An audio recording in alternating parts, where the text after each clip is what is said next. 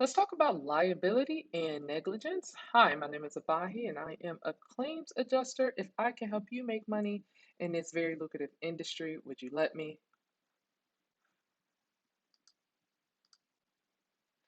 Liability and negligence is what we're going to cover. Starting with liability insurance. While property insurance is intended to protect a policyholder's tangible property, liability insurance is designed to cover a third party who has been damaged by a policyholder.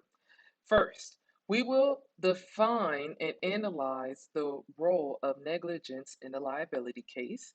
From there, we will explain the 3 degrees of legal liability and how to defend a policyholder who has been falsely accused of damage. Won't this be interesting?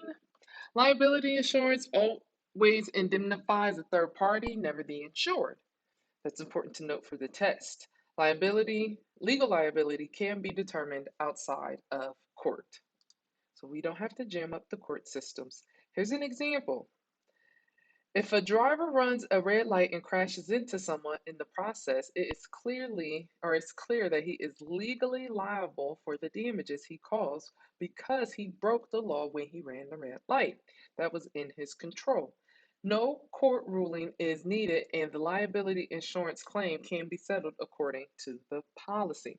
This means that you can simply have this happen, and because it was against the law, the insurance company will say the person was liable, even if they say that they weren't. They could say it was green all day, but if it was red, they will have to pay. Liability insurance only covers people who are listed as the insured under the policy. So, who is counted as an insured? Liability policies always list the named insured first, and then go on to add others who are considered insured according to the policy. That's in the definitions of the policy.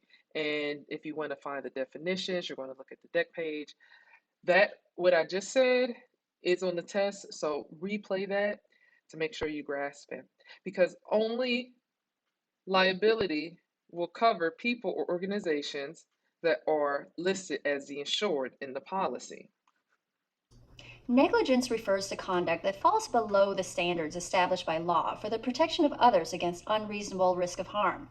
A person has acted negligently if he or she has departed from the conduct expected of a reasonable person acting under similar circumstances.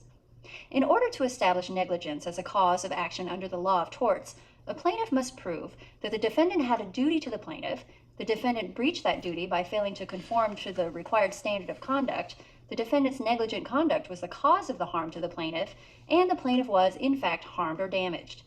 The reasonable person standard provides a standard by which the conduct of others is judged, and it distinguishes negligence from intentional torts, such as assault and battery. Believe it or not, there is a lot of information out there on Facebook, and I've collected the best information for you so you don't have to spend time worrying about what will help you. Some of these tunes are really short and maybe they'll help you. I say go in and dig as much as you possibly can. The problem is that a lot of them aren't easy to find.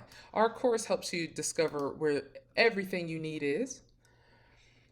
Okay, let's define negligence. Negligence acts direct or Negligence is the legal cause of damage if the negligent act directly caused those damages. Failure to use a reasonable degree of care in a particular situation includes both wrongful acts and acts of omission. Liability insurance indemnifies the third party for the damages caused by the policyholder. Liability insurance never covers intentional acts by the wrongdoing of the insured. Okay. So take a second to pause this and define negligence and liability. We'll take a 30-second break.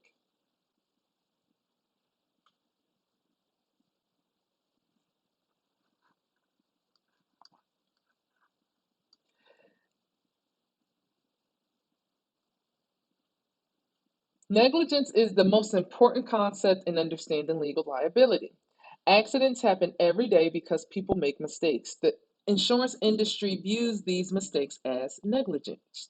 Negligence is defined as failure to exercise a reasonable degree of care in a particular situation. When negligence results in unintended injury or damage to a third party, the insurance coverage can be claimed. Liability insurance protects the policyholder by indemnifying the third party. So they go hand in hand. If there was a negligent act, there's going to be liability. For example, if Jack runs a red light and hits Sue's car, Jack's liability insurance will indemnify Sue for the damages and injuries caused by Jack's negligence. On the previous slide, we considered an employee attacking someone during a delivery. Actually, no, we didn't. Let's say there was an employee who attacked someone during a delivery. In this situation, the company's insurance will only cover the incident because it was the employee, not the employer, who committed the intentional act of wrongdoing. So we did talk about, well, I think we will talk about parents being responsible. That's the next slide. Vicarious liability. This is negligence transferred from one party to the other. Often applies to employers. If Joe's negligent act takes place at work, his employer is vicariously liable for his actions. Parents are also vicariously liable if they have a son or daughter under the age of 18. Those parents will be liable for those actions because of his age. Now, as I mentioned on the previous slide, let's say somebody is an employee attacks someone on a delivery. Again, the company's insurance will only cover the incident because it was the employee, not the employer, who committed the intentional act of wrongdoing. There are 4 elements of negligence. Let's say a group of men who are licensed to use guns go on a hunting trip. The gun company applied a warning in its manual cautioning users never to aim the guns at a human being. At one point, Jim thinks his gun is empty and jokingly shoots at Tom's left calf. Unfortunately, Jim was wrong, and Tom suffers a bullet injury to the calf.